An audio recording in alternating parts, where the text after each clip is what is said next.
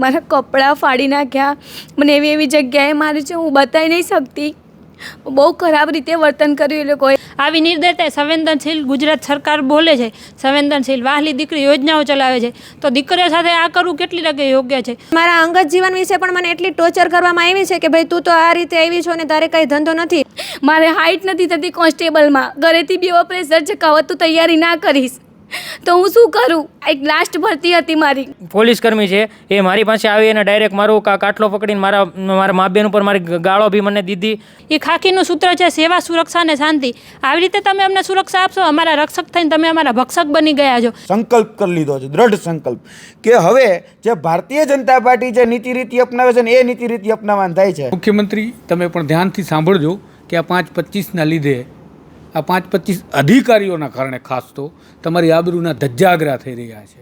રાજ્યની પોલીસ સરેઆમ માનવ અધિકારની ધજ્જિયા ઉડાવે છે. રાજધાનીમાં બહેન દીકરીઓને મારવાની સાથે ગાળો ભાંડવાનું પણ છોડતી નથી. આ ગુજરાત પોલીસના ચહેરાની વરવી વાસ્તવિકતા વિશે વાત કરવી છે.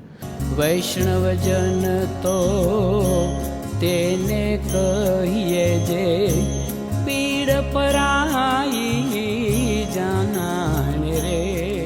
દાદા તરીકે ઓળખાતા ભૂપેન્દ્રભાઈ પટેલ કઈ પ્રકારના દાદા છે એ પોતાની જાતને સવાલ કરે, પરંતુ આજે આપણે સવાલ એ પોલીસ અધિકારી અને કર્મચારીઓને પણ કરવો છે કે શા માટે તમારા ગ્રેડ પેના આંદોલનમાં તમારા પરિવારને ઉતારતા હતા. કારણ કે તમારું યુનિયન છે નહીં, તમારું યુનિયન બની શકવાનું નથી. તમારી પીડાની રજૂઆત માટે તમારો પરિવાર ઉતરતો હતો ત્યારે તેમની સાથે આ બહેન દીકરીઓ સાથે તમે આ કર્યું હોત તો તમને પણ ખબર પડત કે જ્યારે દીકરીઓને રસ્તા પર કપડાં ખેંચી અને ફટકારવામાં આવે ત્યારે કેવી પીડા એ દીકરીના માનસ પર થતી હોય છે. આ માત્ર શારીરિક પીડા નથી હોતી. રાજ્યની સરકાર પરથી યુવાનોને ભરોસો ઉઠી રહ્યો છે ત્યારે આંદોલન કરવા માટે આવે છે, રજૂઆત કરવા માટે આવે છે. પરંતુ આ લોકશાહી દેશમાં આંદોલન અને રજૂઆતને જાણે આતંકી પ્રવૃત્તિ તરીકે જોતી હોય એ પ્રકારે ગુજરાત પોલીસ આંદોલનકારીઓને ફટકારે છે, ડબ્બામાં ઠૂંસી અને ભરે છે. ડિટેન્શનના નામે એમને પ્રતાડિત કરે છે તેવા આરોપ સામે આવે છે. આ આંદોલનકારી બહેનો સાથે વાતની શરૂઆત કરીએ કે ગઈકાલે ગુજરાત પોલીસે શું કર્યું અને છેલ્લા કેટલાક દિવસોથી તેમના આંદોલનને ડામવા માટે આ પોલીસ શું કરી રહી છે.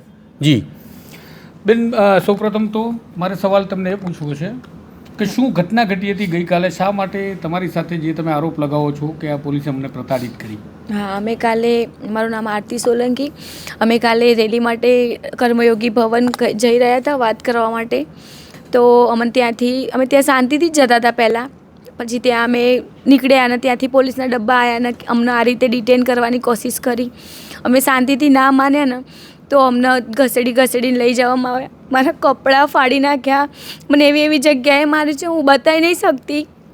બહુ ખરાબ રીતે વર્તન કર્યું એ લોકોએ. અને ડિટેન થયા પછી બી ત્યાંના પીઆઈ ગોયલ સાહેબે અમને એટલું દબાણ કરવાની કોશિશ કરીને કે તમને અહીંયાથી કે કોઈ બી આધાર શું કહેવાય એડ્રેસ લખાવી દીધું, બધું જ લખાવી દીધું અમારું કે તમને કે હવે ફરી અહીંયા દેખાશો ને તો કે ગુનો દાખલ કરીશું ને. આ રીતનું બહુ જ પ્રેશર કરવામાં આવ્યું. તો હું એક જ વસ્તુ એમ કહેવા માગું છું કે નાની મોટી એકેડમીમાં બી જઈએ ને તો પહેલાં સભ્યતા જાળવવાની વાત કરો, એક ફોર્મ ભરવાની વાત કરે કે ભાઈઓ બહેનોએ સભ્યતા જાળવવાની. તો હું એક ફોરેસ્ટ ઉમેદવાર હું ફોરેસ્ટ ઉમેદવાર છું. હું તો એટલું બધું કંઈ ભણી બી નથી. 12 પાસ ઉપર મેં ફોર્મ ભર્યું છે. એટલું બધું કંઈ ભણી બી નથી. ગોયલ સાહેબ તો એટલું ભણેલા છે ને, એમની વર્દી પર 3 સ્ટાર છે. તો એમને તો સભ્યતા હોવી જોઈએ ને બોલવાની. એમને ત્યાં અમારી સાથે તું તારીથી વાત કરી. મેં એમને સાચો જવાબ આપું છું તો મને કે બેસી જા, વધારે બોલતી નહીં, તને બોલવાનો કોઈ હક નથી. કેમ? હું બોબડી છું? મને બોલવાનો સહેજ બી હક નથી. હું મારા હક માટે બોલું છું. હું કોઈના માટે નહીં, મારા હક માટે બોલું છું. મારા સાથે અન્યાય થયો છે.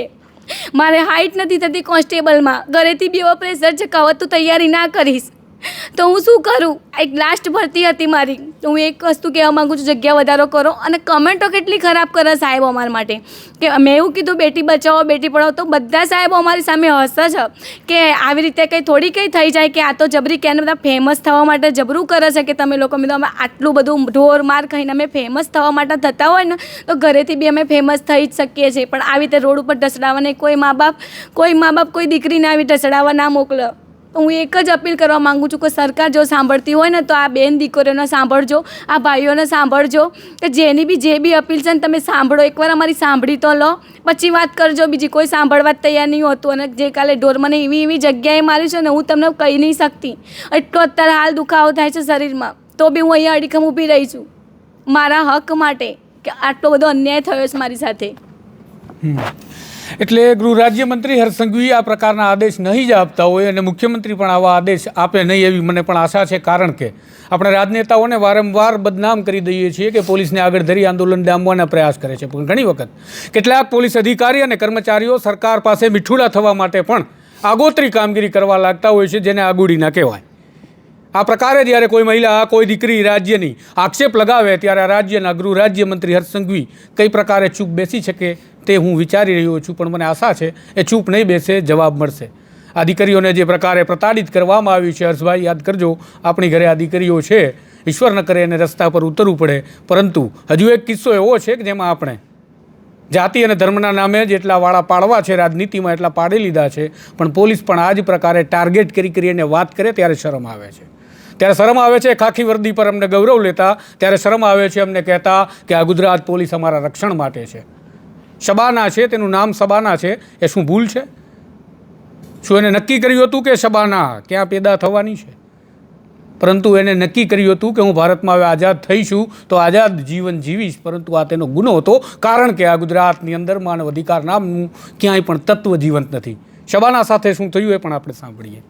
જી શબાના. જી, મારું નામ શબાના ચોટલિયા છે અને હું ફોરેસ્ટની ઉમેદવાર છું. આપ જાણતા જશો ઘણા સમયથી કે હું એક જે અમારી સાથે અન્યાય થયો છે તે અન્યાયની સામે અડીખમ ઊભી છું, કેમ કે મને ન્યાય જોઈશે, કોઈ પણ સંજોગોમાં મને ન્યાય જોઈશે. તો અમે 1.5 મહિનાથી જે આંદોલન કર્યું, સતત અલગ અલગ જગ્યાએ અમે રજૂઆતો કરી લીધી, દર ભટકીને અમે એટલી હદે કંટાળી ગયા છીએ સાહેબ કે આ લોકો અમારું કોઈ રીતે સાંભળવા નથી માંગતા. જો ગુજરાતની તમામ જનતા પાસે અમારા દરેક જાતના વિડીયો, દરેક જાતની અમારી પરિસ્થિતિ જો એ લોકોને ખબર છે, તો મને એક જ પ્રશ્ન થાય છે કે અમારી ભરતી બોર્ડના જે તમામ જવાબદાર અધિકારીઓ છે, શું એ આ વસ્તુ નથી જોતા કે જે અમે દીકરીઓ રસ્તા ઉપર ઢસડાઈ છીએ, કે અમે જે આ મૂંઢમાર અમને જે મારવામાં આવે છે, સતત અમારી ઉપર ટોર્ચર ચાલુ છે.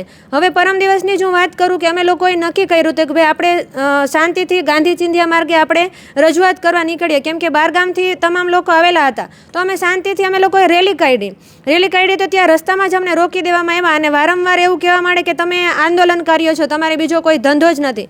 તો મારે એટલો પ્રશ્ન કરવો છે પોલીસ તંત્રને પણ કે 3 વર્ષથી શું અમારા મા બાપે અમને છે આંદોલન કરવા માટે, આંદોલનની તૈયારી કરવા માટે અમને ઘરેથી મોકલેલા છે. કાલે તમને જે પકડવામાં આવ્યા, બાદમાં જે કમેન્ટ પાસ કરવામાં આવી જે તમારા અંગત જીવન પર હતી, પોલીસને આ કરવાનું કોઈ પણ અધિકાર નથી, પણ છતાં શું થયું એ વાત કરો. સૌથી પહેલા તો સાહેબ મને ત્યાંથી ડિટેન કરવામાં આવી ને એટલે મને 2 મહિલા પોલીસે એકે પગ પકડ્યા ને એકે મારા હાથ પકડ્યા, ટીંગાટોળી કરીને પછી મને જાણી જોઈને છે આવી રીતે છોડી દેવામાં આવી, જેથી કરીને હું જમીન ઉપર પછડાણી. ત્યાં મને કમરમાં છે ઝટકો લાગી ગયો. ત્યાંથી મને એ લોકોએ જબરદસ્તી બસ ઉપર, વિડીયોમાં જોયું જ હશે તમામ લોકોએ, કે મને બસ ઉપર પરાણે ચડાવવામાં આવી.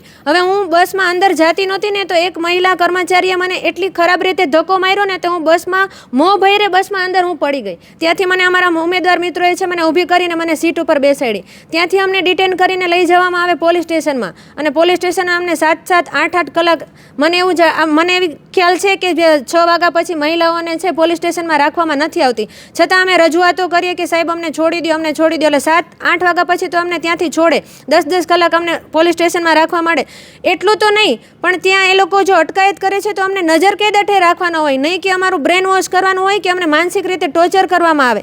ત્યાં પહેલાં અમને અમારા અંગત જીવન વિશે પૂછવામાં આવે કે તમે શું કરો છો, કયા બેકગ્રાઉન્ડમાંથી આવો છો, અને ત્યાંથી જ પછી અમને એ ટોર્ચર કરવાનું ચાલુ કરી દે કે ભાઈ તું તો આવું કરીને આવી છો, તારે કાંઈ ધંધો નથી, તું તારા મા બાપ માટે આવી હોય તો તું આંદોલન ન કર, તું લાઇબ્રેરીમાં વાંચતી હોત. અને મને અત્યારે હું મારે જાહેર જનતાને નથી જણાવું, પણ મારા અંગત જીવન વિશે પણ મને એટલી ટોર્ચર કરવામાં આવી છે કે ભાઈ તું તો આ રીતે આવી છો ને તારે કાંઈ ધંધો નથી. અમારા જી ત્યાંના જે જવાબદાર અધિકારી હતા, જે પીઆઈ ગોયલ સાહેબ કરીને છે, હું એમનું નામ લેવા તો નહોતી માંગતી, પણ સાહેબ મને વારંવાર વારંવાર હું 3 વખત મને ડિટેન કરવામાં આવી તો મને વારંવાર એક જ પ્રશ્ન કરે છે કે ભાઈ તું તો રાજકારણ સાથે જોડાયેલી છો, તારું બેકગ્રાઉન્ડ ચેક કરવામાં આવશે કે ભાઈ તું રાજકારણ આલે જોડાયેલી તો નથી ને, અને તારે મીડિયામાં છવાવું છે, તારે મીડિયામાં ફેમસ થવા જવું છે. અને મારા અંગત જીવન ઉપર એટલું સર કમેન્ટ કરવામાં આવે ને કે અમે માનસિક રીતે એટલા ભાંગી જઈએ છીએ, ખબર નહીં આ સરકાર જ એમને ઓર્ડર કરે છે કે ખબર નહીં. અમે જ્યાં રજૂઆતો કરવા નીકળીએ છીએ અમારો અવાજ ડામવા માંગે છે કે અમને અમારા માનસિક રીતે અમારું મનોબળ તોડવા માંગે છે. પણ હું એમને એટલી જ વિનંતી કરવા માંગુ છું કે શું તમારા ઘરે પણ દીકરા દીકરીઓ નથી? તમે બી એક બે સંતાનના માતા પિતા જઈશો ને. અગર જો અમારી જગ્યાએ જો તમારી દીકરી આ રીતે હોય તો તમારી દીકરીને તમે એના અંગત જીવન વિશે આવું બોલવાના છો? એટલે જરાક માનવીય વર્તન કરવામાં આવે અમે અપેક્ષા રાખી છે, કેમ કે અમારો વિરોધ છે એ સિસ્ટમ સામે વિરોધ છે અમારો, નહીં કે પોલીસ તંત્ર સામે. હવે પોલીસ તંત્રનો એક સ્લોગન છે કે સેવા, સુરક્ષા અને શાંતિ. તો અમને જ્યારે અમે નીકળીએ છીએ રસ્તા ઉપર ક્યાંય બી અમારી સેવા નથી દેખાતી, ક્યાંય બી અમે સુરક્ષિત નથી, કે ક્યાંય બી એ લોકો અમને શાંતિ અમને ક્યાંય દેખાતી નથી એમ. પણ મારે એટલું જ કહેવાનું છે કે અમારી સાથે આ વર્તન કરવા કરતાં જો સરકારશ્રી અમને સાંભળે, મારું તો એટલું જ કહેવાનું છે કે એ લોકોના જે સરકારના હિતના પ્રશ્નો હોય તો રાતોરાત એ લોકો નિર્ણય લઈ લે છે. અમારું તો સતત 3 વર્ષથી ભરતી ચાલી રહી છે અને 2 મહિનાથી તો સતત અમે રજૂઆતો કરી રહ્યા છીએ. તો શું એ લોકો સુધી વાત નથી પહોંચી? એ લોકો અમને આંદોલન કરાવી અને જાણી જોઈને શું અમને ગેરમાર્ગે દોરવા માંગે છે? એના કરતાં જો એ સૌથી વહેલી તકે જે અમારા નિર્ણયો લઈ લે તો અમે લાયક નોકરિયાત બની જઈએ અને અમારું આગળનું ભવિષ્ય છે એ અમે સુધારવા માટે આગળ વધીએ એમ. જી, એટલે હજી પણ આ પ્રકારની ઘટનાઓ કેટલા લોકો સાથે ઘટી છે બધાની મુલાકાત કરીએ. બીજા એક અન્ય બેન પણ અહીંયા નવજીવન પાસે આવ્યા છે, કારણ કે એમને પણ આવા જ ખરાબ અનુભવ પોલીસના થયા છે આંદોલન દરમિયાન. એક સમયે આપણે આંદોલન કરતા હતા સ્વતંત્રતા માટે, ત્યારે આંદોલનના સ્વતંત્ર સેનાનીઓને જ્યારે પ્રતાડિત કરવામાં આવતા હતા ત્યારે સરકાર હતી અંગ્રેજોની, અને અંગ્રેજોની સરકારમાં પણ કદાચ આ હદે બ્રુટાલિટી થઈ હોત તો આપણે શું કહેતા હોત? આ એના કરતાં પણ વધારે છે કે આ મહિલાઓ જે આક્ષેપ લગાવે છે કે અંગત જીવન પર અને કહી ન શકાય અહીંયા માર મારે છે આ પોલીસ, તો ગુજરાત પોલીસે માથું ઉઠાવીને આનો જવાબ પણ આ દીકરીઓને દેવા માટે બોલાવવા જોઈએ. આ બેનની સાથે શું થયું? જી, અમારા ફોરેસ્ટમાં જે અમારી સાથે અન્યાય થયો છે નોર્મલાઇઝેશન નામે, તો અમે જગ્યા વધારા માટે જ્યારે અમે રેલી કરવા નીકળ્યા તો અમને પોલીસે બેસાડી રાખ્યા. પછી બસો આવી એટલે અમને ભરવા લાગ્યા. અમે નહોતા બેસતા તો અમને પરાણે ઉપાડીને ઢેસડીને મારીને અમને બેસાડ્યા. મને બેસાડવામાં પગમાં વાગી ગયું છે. એ 5 કોન્સ્ટેબલો, મહિલા કોન્સ્ટેબલો પકડીને મને બસમાં નાખીને મને વાગ્યું. હું અત્યારે અડધો કલાક ઊભી નથી રહી શકતી. હું મારા પોલીસની ગ્રાઉન્ડની તૈયારી નથી કરી શકતી. આવી નિર્દયતા સંવેદનશીલ ગુજરાત સરકાર બોલે છે, સંવેદનશીલ વાહલી દીકરી યોજનાઓ ચલાવે છે, તો દીકરીઓ સાથે આ કરવું કેટલી લગે યોગ્ય છે? આખો દિવસ અમને ડિટેન કર્યા આ રાતના 8:30 સુધી. ત્યાં અમને પાણી બી આપવામાં નથી આવ્યું, નથી જમવાના આપવું. એમણે એમ કીધું તમને પાણી પીવું હોય, જમવું હોય તો તમારા પૈસાથી, અમે અમારા પૈસા દઈને લઈએ તો અમને ખાવા મળે. એ અમને 12 કલાક ડિટેન કરી શકે પણ અમને પાણી નથી આપી શકતા, અમને જમવાનું નથી આપી શકતા. રાતે 8:30 છોડવા ટાઈમને પીઆઈ સાહેબ અમને એમ કહે છે કે તું તો અહીંયા આવ, મને તુકારે બોલાવી. પછી મને એમ કહે છે કે તું તારી સ્ત્રીની મર્યાદા મૂકી દે છે અને મીડિયા જોઈને તમે લોકો આવું કરો છો. મીડિયા જોઈને હું મારી ઇજ્જત શું કરવા કાઢું? પોલીસવાળા ઉપાડે અમને, એમના કારણે અમારા કપડાં આડાવડા થાય અને મર્યાદા અમે મૂકી દીધી. તો હું તો એમ કહેવા માંગીશ કે તમે તમારા પીઆઈ હોદ્દાની મર્યાદા રાખી છે. તમે એક તમારી દીકરીની ઉંમરની છોકરીને એમ કહો છો કે તે તારી સ્ત્રી તરીકેને મર્યાદા મૂકી દીધી છે ને હુંકારે ને તુકારે. જો તમને તમારા પુરુષ હોવાની મર્યાદા ના હોય ને તો કમસે કમ જે તમે ખાખી પહેરી છે ને એની મર્યાદા રાખો. એ ખાખીનું સૂત્ર છે સેવા, સુરક્ષા અને શાંતિ. આવી રીતે તમે અમને સુરક્ષા આપશો, અમારા રક્ષક થઈને તમે અમારા ભક્ષક બની ગયા છો. અમે રસ્તામાં જ્યારે શાંતિથી અમારી માંગ પૂરી કરવા નીકળીએ ને તો અમને આવી રીતે ઉપાડીને ફેંકો છો. અમને લાગે છે ગમે તે થાય છે એનું ધ્યાન નથી દેતા, અને ઉપરથી અમને એમ કહો છો કે તમે તમારી મર્યાદા મૂકી દીધી છે. આવી પોલીસ પાસે અમને આવી આશા નથી અમને અધિકારીઓ કોઈ જવાબ આપતા. જગ્યા વધારાની માંગ બહુ નાની એવી છે, નથી એ અમને જવાબ આપતા ને જવાબ આપવાની ના આપવી પડે ને એટલે વારે પોલીસને આગળ કરી દે છે. એટલે જ અમે બધા એક સૂત્ર બોલીએ છીએ કે સરકાર હમસે ડરતી હૈ, પુલિસ કો આગે કરતી હૈ. અને પોલીસ આગળ થઈ અને અમારી સાથે આવી દમનકારી નીતિઓ અપનાવે છે. જી, એ જ પ્રકારે એમની પાસે પણ એક બીજા બેન બેઠા છે. અહીંયા બધા બહેનો છે જે બહેનો ક્યાંક ને ક્યાંક આ જ રીતે પ્રતાડિત થયા છે. પોલીસના કારણે પ્રતાડના એમને ભોગવવી પડી છે, અને એ રાજધાનીમાં. એટલે જે આપણે સંવેદનશીલ સરકાર જ્યાં બેઠી છે ત્યાં તમારી સાથે શું થયું? હું સીસીની કેન્ડિડેટ છું અને અમે લોકો કાલે કર્મયોગી ભવન જઈ રહ્યા હતા. તે સમયે અમને રસ્તામાંથી ડિટેન કરી દેવામાં આવ્યા, ટીંગાટોળી કરીને બસમાં ફેંકી દેવામાં આવ્યા. અને હા, બસમાં ચડાવતા હોય તો કંઈ વાંધો નથી, પણ બસની સીડીઓમાં અમને ફેંકી દેવામાં આવે છે. અમારી પાસે એના વિડીયોઝ પણ છે. અને બીજું કે અમને જ્યારે પોલીસ સ્ટેશન લઈ ગયા ત્યારે અમે 40 થી 45 મિનિટ સુધી પાણીનો વેઇટ કર્યો. શું એટલા મોટા પોલીસ સ્ટેશનમાં એક પાણી પણ નહીં હોય? અમને 40-45 મિનિટ પછી અમને ત્યાં પાણી આપવામાં આવ્યું. શું આવી રીતે છે ગુજરાતની નારી સુરક્ષિત? આમ તમે બેટી બચાવો બેટી પઢાઓ કહો છો, શું આવી રીતે રોડ ઉપર ઢસડવાની છે બેટીઓને? અને જ્યારે અમે અમારા ન્યાય માટે આગળ આવીએ છીએ ત્યારે દર વખતે અમને પોલીસ ડિટેન કરી જાય છે. ઉપર કોઈ અધિકારીઓ અમારી વાત સાંભળતા નથી, તો અમે કેવી રીતે ન્યાય માગીએ? એટલે પોલીસની જ્યારે વાત આવે છે ત્યારે એક સવાલ વારંવાર માત્ર પોલીસ માટે નહીં, સરકારમાં જે આંદોલન બાદ કે પોતાની રજૂઆતો બાદ નોકરી પર ચડે છે તમામ લોકોને મારો સવાલ છે કે જ્યારે તમે આંદોલન કરતા હોવ છો ત્યારે તમે શું કરો છો, અને બાદમાં જ્યારે તમે સરકારની સિસ્ટમમાં બેસી જાઓ છો ત્યારે વાલા થવા શું કરો છો? ગ્રેડ પેનું આંદોલન હોય, પોલીસ ભરતીનું આંદોલન હોય, અનેક પ્રશ્નો તમારા પણ હતા, તમે પણ આંદોલન કર્યા. પણ રાજ્ય સરકારની સુરક્ષા કરવું એ પોલીસનું કામ છે, પણ એનો મતલબ એ પણ નથી કે આ પ્રકારે તે બ્રુટાલિટી કરી અને માનવ અધિકારનો સરેઆમ ભંગ કરે. અને તેના કરતાં પણ મહત્ત્વની વાત કે ગાંધીનગરમાં બેસતી સરકારને એવો ડર પોતાની જનતાથી શા માટે છે કે તેના સુધી નહીં પહોંચવા માટે જે રાજધાની આ રાજ્યના નાગરિકોએ પોતાના પૈસેથી બનાવી છે. કોઈ રાજા રજવાડું તો છે નહીં કે ત્યાં મુખ્યમંત્રીને રાજા તરીકે પ્રસ્થાપિત કર્યા હોય અને આસપાસ તેના વજીરો એટલે કે મંત્રીઓ બેઠા છે. તો આટલો શાનો ડર છે? આતંકવાદીઓથી સુરક્ષિત રાખવા માટે રાજધાનીને પોલીસ રક્ષણ આપે, સારી બાબત છે. આ પ્રકારના આંદોલનમાં અરાજકતા ન થાય એ બાબત પણ સાચી છે, સારી છે. પણ આ 182ને માત્ર સરકારના ધારાસભ્ય નહીં, તમામ ધારાસભ્યોની વાત કરીએ, કારણ કે ત્યાં કોઈ ધારાસભ્યો બેઠા છે કે નહીં તેને લઈને પણ હવે હું સવાલ કરું છું. આ યુવાનો આંદોલન કરે છે રસ્તા પર, મેં ક્યારેય કોઈ નથી જોયો કોઈ ધારાસભ્ય, અને એકલ દોકલ મેં જોયા છે. એને બાદ કરતાં જે કોઈ છે એ પોતાની જાતને સવાલ કરજો કે તમે ચૂંટાયેલા પ્રતિનિધિ છો, તમે ધારાસભ્ય છો, પણ ધારાસભ્ય કહેવાને લાયક છો ખરા? તમારા નાગરિકો ભાઠા ખાતા હોય અને તમને શરમ ના આવતી હોય, તમે એક હરફને ઉચ્ચારતા હોય, આ આંદોલનકારીઓ રાજધાનીમાં આવવા મથે અને પોલીસ તેને રોકતી હોય, તો શું આ નાગરિકો ભારતના નથી? શું આતંકવાદીઓ છે? એટલો તો વિધાનસભામાં સવાલ પૂછવાની હિંમત કરજો. આ સરકારને તમે ભાજપના છો, આમ આદમીના છો કે કોંગ્રેસના છો? જી શબાના. જી તુષારભાઈ, તમે હમણાં જે એક વાત કરી રાજાઓની, તો મારે સરકારશ્રીને એક સવાલ પૂછવો છે કે આના મને હવે ખુદને પ્રશ્ન થાય છે કે આના કરતાં તો રાજાશાહી સારી હતી કે જ્યાં ખુલ્લેઆમ લડાઈ થતી અને ખુલ્લેઆમ જીત થતી. હવે આ લોકશાહીનો શું મતલબ કે જ્યાં અમને અમારા ન્યાય માંગવાનો પણ અધિકાર નથી, અમારી વાણી સ્વતંત્રતા પણ અમારાથી છીનવાઈ જાય છે. એટલે મને તો હવે એવું થાય છે કે આના કરતાં તો જે રાજાશાહી હતી ને સારી હતી, ત્યાં એને લોકોને જીત તો મળતી. અમે લોકો સતત રજૂઆત કરીએ છીએ, ન્યાયની માંગણી કરીએ છીએ, છતાં અમારો કોઈ અવાજ સાંભળવામાં આવતો નથી. એટલે મારે સરકારને આ પણ એક સવાલ કરવો છે એમ.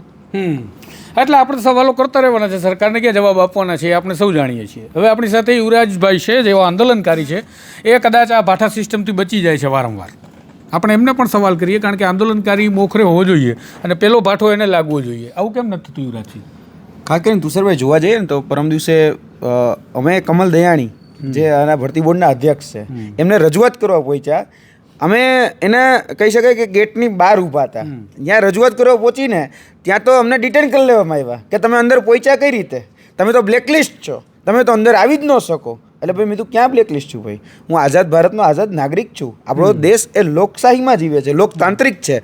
તો મારી પાસે લોકતાંત્રિક મૂલ્યોના આધારે જોવા જાવ તો મારે સચિવાલયમાં જે આપણા જનપ્રતિનિધિ છે કે આપણા અધિકારીઓ જે આપણા ટેક્સના પૈસામાંથી પગાર લે છે એને મળવાનો અબાધિત અધિકાર છે. તો તમે મને મળવા કેમ ન જવા દો? તો સીધા જ મને ડિટેન કરી અને પોલીસ સ્ટેશન લઈ જઈ રાતે 11:30 વાગે મને છોડવામાં આવ્યો છે. એવું એટલે આંદોલન થાય છે તો પહેલાં જે આંદોલનકારી હોય છે ને એને પકડી લે છે. હું બીજી વાત તમને કરું કે એના આગલે દિવસે જ્યારે આ ઘટના બની એના આગલે દિવસે 11:30 વાગે રાતે આ જ પોલીસ મારા ઘરે આવેલી છે ગોતવા માટે. આ તો સારું છે કે અમને ખબર પડી જાય કે ભાઈ પોલીસ આવવાને એટલે પહેલાં અમે અમારા ઠેકાણા બદલી નાખીએ છીએ. એટલે અમે ઠેકાણા બદલી જેથી કરીને આંદોલનમાં પહોંચી શકાય. અમે આંદોલનમાં પહોંચવા માટે સતત એવા પ્રયત્નો કરીએ કે ફોન આખો એરપ્લેન મોડ કરી નાખીએ અથવા તો બીજી રીતે ત્રીજી રીતે કોઈ પણ રીતે ફોન બીજી જગ્યાએ મૂકી અને અમે આંદોલનમાં પહોંચીએ. પણ જેવા જ પહોંચીએ, આમ તમે ફોરેસ્ટનું આંદોલન જોયું હશે કે અમારે કઈ રીતે છુપાઈને આવવું પડે અને આંદોલનમાં તો પહોંચી શકીએ. હવે આંદોલનમાં અમારે જવું જ છે, ભાઠા અમારે ખાવા જ છે અને ખાવા માટે તૈયાર જ છીએ.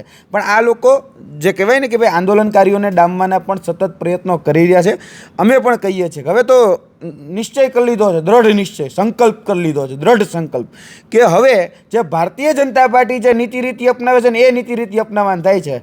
અમારા ભરતી બોર્ડના અધ્યક્ષ છે કમલ દયાણી અને આ ઉમેદવારો કમલ દયાણીને મળવા માટે જ પ્રયત્નો કરી રહ્યા છે. એટલે હવે સીધું જ કમલ દયાણીના ઘર પાસે જઈ અમે ટિફિન બેઠક કરવાના છીએ. ટિફિન બેઠકનું આયોજન કરીશું. નહીં મળે ઉપાડી જશે, બીજે દિવસે આવશું, ખાટલા લઈને આવશું, ખાટલા બેઠક કરીશું. નહીં મળે ત્યાં હુઈ જશું. ડિટેન કરે તો ખાટલા સાથે ડિટેન થવું છે.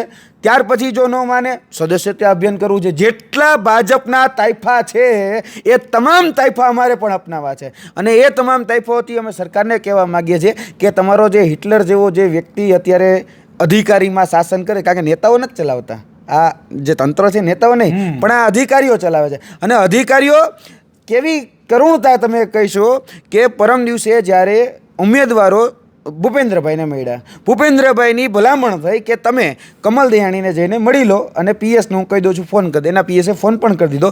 ઉમેદવારો કમલ દયાણીને પહોંચવા મળ્યા તો કમલ દયાણી મળવાની ના પાડી દીધી. બોલો હવે આમાં સીએમ મોટા કે કમલ દયાણી મોટા?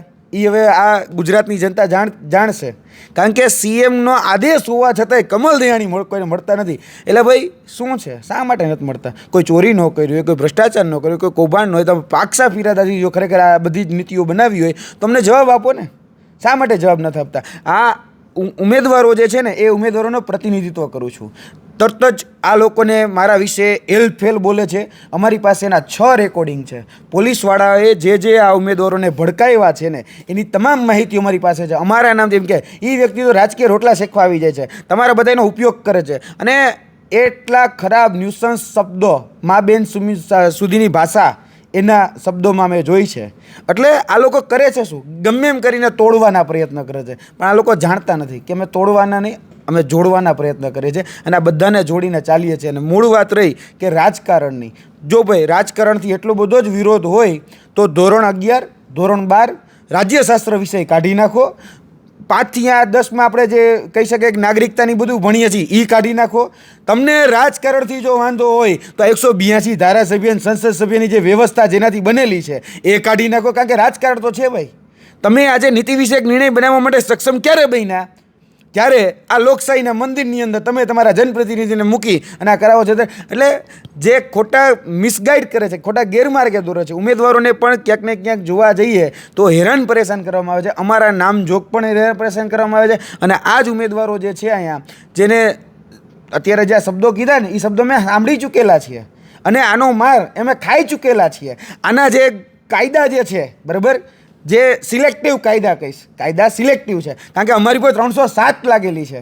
હું ગાંધીનગરમાં 307 લાગી તો સાબરમતી અહીંયા જેલમાં રહી ચૂકેલો વ્યક્તિ છું. એટલે આ અમારી પર પણ થઈ જ ગયેલું છે. પણ અમે હવે ડરવાનું બંધ કરી દીધું છે. આંખમાં આંખ નાખીને વાત કરીએ છીએ અને જે વ્યક્તિ જે ભાષામાં સમજે હવે એની ભાષામાં જવાબ આપવા માટે તૈયાર છીએ. ભારતીય જનતા પાર્ટીની જે નીતિ રીતિ છે એ જ ભાષામાં હવે એને અમે જવાબ આપીશું. શા માટે ભૂપેન્દ્રભાઈ, આ સવાલ તમને પણ છે, શા માટે તમારી સરકાર પર કોઈને ભરોસો નથી? એવું કહેવાય છે વારંવાર કે અધિકારીઓ ચલાવે છે આ સરકારને. તમારી પાસે આપવા માટે જવાબ નથી હોતા. તમારા અધિકારીઓ જે કામ કરે છે એમાં છબરડા સિવાય બીજું કંઈ વાત નથી હોતી. અને જે અધિકારીઓ કરે છે એમાં તમને જેમ યુવરાજસિંહે કીધું એમ કે મળવા માટે તમારા આદેશ બાદ પણ અધિકારીઓ આ સામાન્ય નાગરિકોને મળતા નથી. તો બાદશાહ એ છે કે મુખ્યમંત્રી તમે છો? એને લઈને પણ મારો એક આ સવાલ છે. આ જ પ્રકારે પુરુષ ઉમેદવારો પણ આંદોલનમાં જોડાય ત્યારે તેમની સાથે પણ આવી જ પ્રતાડના કરે છે. શું થાય છે એ પણ તમે સાંભળો. જી સાહેબ, મારું નામ દર્શક છે. હું આહિર સમાજમાંથી આવું છું. હું તમને પરમ દિવસની વાત કરું તો અમે યુવરાજસિંહ બાપુ હારે અને એક ભાઈ બીજા હતા, અમે એની હારે અને દિનેશભાઈ બાંભણી હારે અમે કમલ દયાણી સાહેબને મળવા ગયા હતા. તો તે ત્યાં અમને એમ કીધું, આ 2 ભાઈઓને યુવરાજસિંહ બાપુને અને આ 2 ભાઈઓને ત્યાંથી ડિટેન કરવામાં આવ્યા. મને એમ કીધું કે તું અહીંયા રહે તો તમને મળવા દેવામાં આવશે કમલ દયાણી સાહેબને. તો મને ત્યાં ડીવાયએસપી સાહેબની ઓફિસે ત્યાં 5 કલાક બેહાડવામાં આવ્યો. હું એને કહું કે ભાઈ મને ક્યારે જવા દો, મને જવા દો ઉપર મળવા, અથવા તો મને ઘરે જવા દો. કે ના તું બેસ અહીંયા, તને હમણાં જવા દેશે. એમ કરીને 5, 5:30 થઈ ગયા. પછી મેં કીધું સાહેબ હવે મને ક્યારે રજા મળશે? એમ ક્યારે? કે ના, ઉપર એસપી સાહેબનો ઓર્ડર છે ત્યાં સુધી કે અમે તમને નહીં જવા દઈએ, એમ તને નહીં જવા દો. પછી 3-4 પોલીસ કર્મીઓ આવ્યા અને ત્યાંથી મને ગાડીમાં બેસાડી અને ડાયરેક્ટ જ્યાં ડિટેન કરેલા જે ફોરેસ્ટનો ઉમેદવાર હતો એની હારે મને ત્યાં બેસાડવામાં આવ્યો 8 વાગ્યા સુધી. પછી બીજા દિવસે અમારું સીસીનું જે કર્મયોગી ભવનમાં જે રેલી પ્રદર્શન હતું ત્યાં અમે ગયા. તો ત્યાં હું થોડોક રોડ ઉપર ગયો તો ત્યાં જે પોલીસ કર્મી છે એ મારી પાસે આવી અને ડાયરેક્ટ મારો કાટલો પકડીને મારા મા બેન ઉપર મારી ગાળો બી મને દીધી અને પછી ડાયરેક્ટ મને લઈ ગયા ઘસડીને અને ઘસડીને તો લઈ જશે ને કેવી રીતે આગળ 2-3 ઊભા હોય પોલીસ તો પહેલાં ત્યાં ઘસડીને સીધો ધક્કો મારીને ત્યાં જ આવે, ત્યાંથી ધક્કો મારીને સીધા ડાયરેક્ટ બસમાં ફેરવીને નાખે છે. અને પછી ત્યાં બસમાં 2-3 ઊભા હોય એ આપણને ઢસડીને પાછળ લઈ જાય છે. આપણે એમ કહીએ અમે રહેવા દો, અમને રહેવા દો, અમને રહેવા દો, અમારી વાત તો સાંભળો. કાંઈ વાત ના સાંભળે, ગાળામગાળી કરીને મોઢામાં નાયા નખ મારીને પાછળ હિસકા ભરીને એવું કરીને ડાયરેક્ટ સીધા બસમાં નાખી દે છે અમને. અરે અમે અમારા હક માટે લડીએ છીએ, અમે કાંઈ થોડા કાંઈ. અને એ અમને એમ કહે કે તમે ફેમસ થવા માટે આવું કરો છો. ત્યાં અમે પોલીસ સ્ટેશનમાં જઈએ તો એટલે તમે રજૂઆત કરવા ગયા હતા, ત્યાંથી તમારી અટકાયત કરી? અમે એના આગળના દિવસે સીસીના આગળના દિવસે અમે રજૂઆત કરવા ગયા હતા. ત્યાં તો મેં કાંઈ કર્યું જ નથી, કાંઈ નહીં. મને ડીવાયએસપી ઓફિસની સાઈડમાં બેહાડી રાખ્યો ને ત્યાંથી મને ડાયરેક્ટ લઈ અને ડાયરેક્ટ મને ડિટેન કરી નાખ્યો. 5 વાગ્યા સુધી મને ત્યાં બેહાડ્યો. 1 વાગ્યાના અમે ગયા હતા, 1-1.5 વાગ્યાના. 5 વાગ્યા સુધી અમને ડીવાયએસપી સાહેબની ઓફિસમાં મને બેહાડ્યો. પછી ત્યાંથી મને ડિટેન કરીને ફોરેસ્ટના જે ઉમેદવારોને ડિટેન કર્યા હતા ત્યાં મને લઈ અને 8 વાગ્યા સુધી મને ત્યાં રાખ્યો.